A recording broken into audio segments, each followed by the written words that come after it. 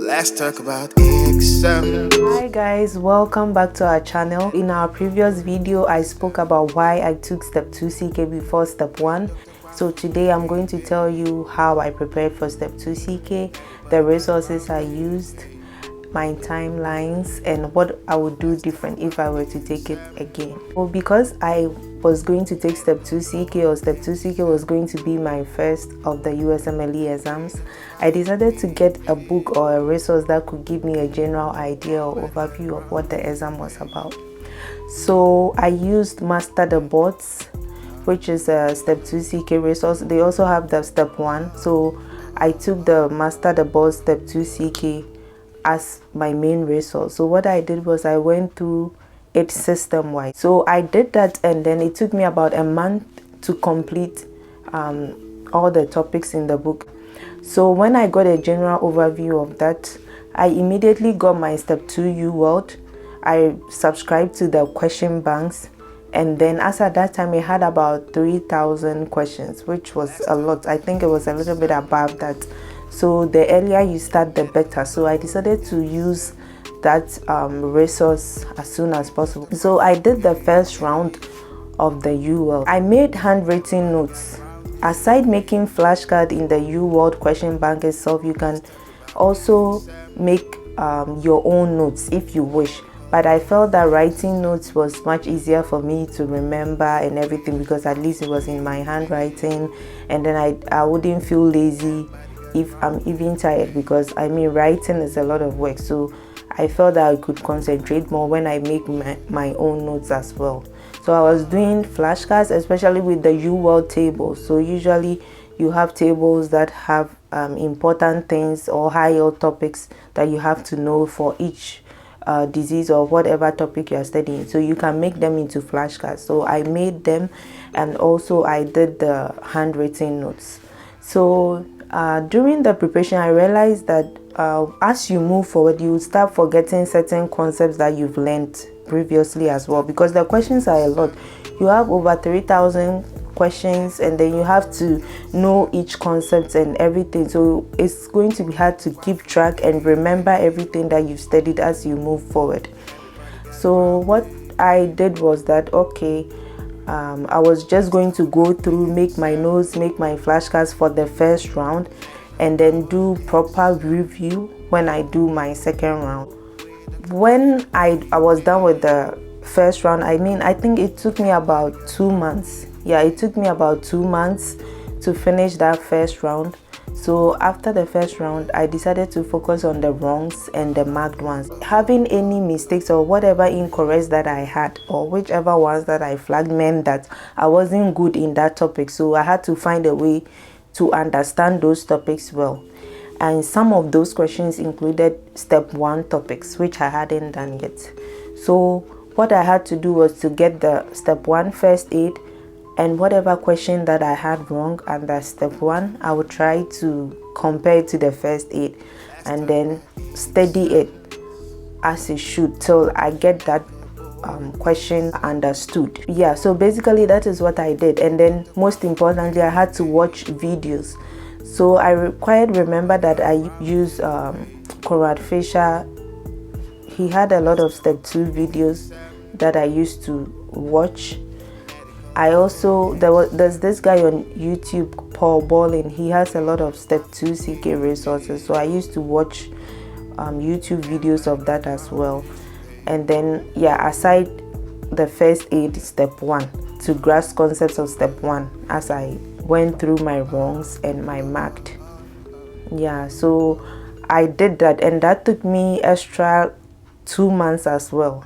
Yeah, so when I was done with the first round, and then also when I completed the wrongs and the marked sessions of everything, I then decided that, okay, I was going to reset my UWorld and then do it all over again.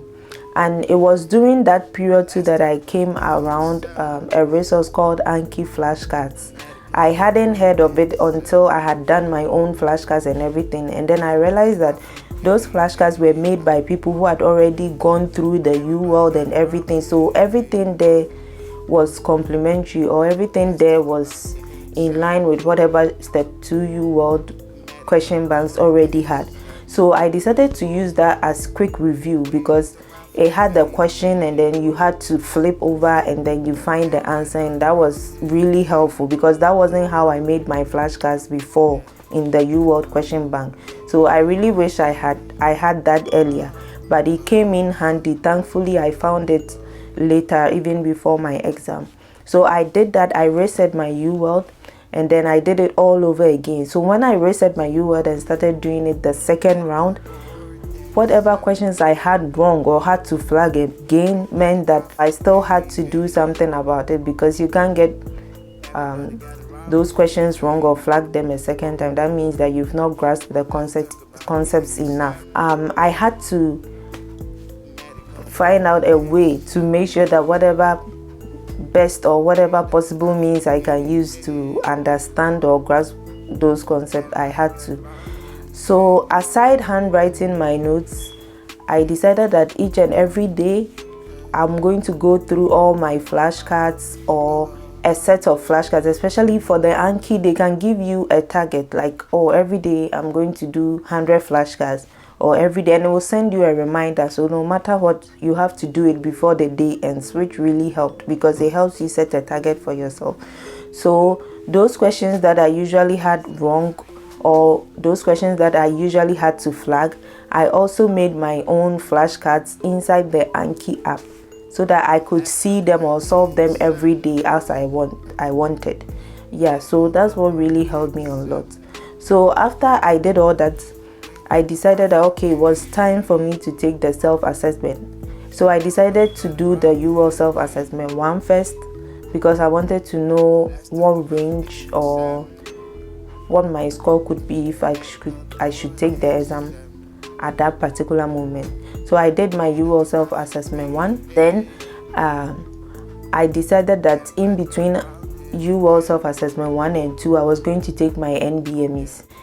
So the NBMEs have a lot of questions. They've numbered them. Yeah, so it's a lot, and each of them comes at a cost. I think it's 60 per one. So it's up to you how many you want to subscribe and buy. So I did about 4 of them, made sure I completed them, and then made sure I went through all my mistakes, reviewed them as I should, before finally I decided to take US self-assessment 2 a week before my final date of my exam.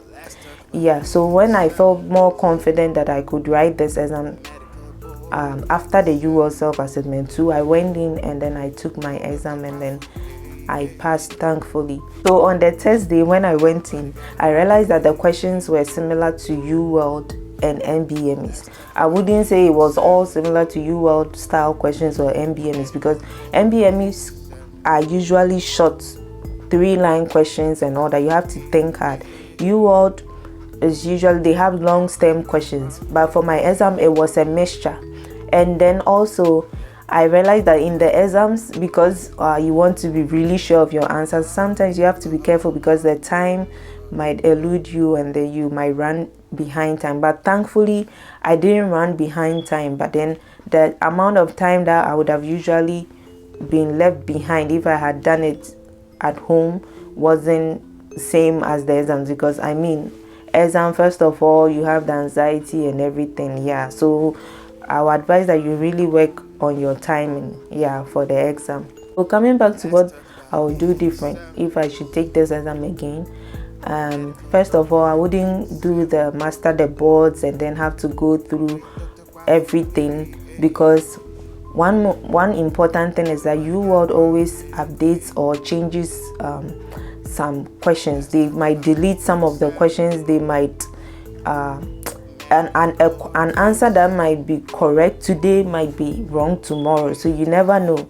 So it's better that if you have to start, just go straight to UWorld and use that as a basis, and if you don't understand anything, just go and rely on other resources like the YouTube videos that I suggested, or any other resources that you think might be best for you. There are a lot of step 2 resources around, and most of them are helpful, but always make UWorld your main resource of studying. Yeah, because that's what is really going to help you throughout.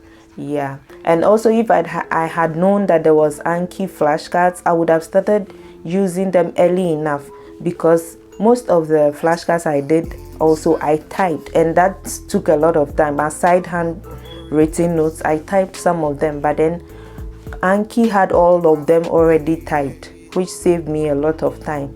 So if you can get the Anki app as soon as possible with UWorld when you start, that will be very good, because it's going to save you a lot of time. Yeah, so this is the little I can say about how I prepared for my step 2 CK as far as I could remember. And then if you have any questions, please drop them in the comment section below. Also like, subscribe and share our content, and I'll be back again to tell you how I prepared for step 1. Thank you so much.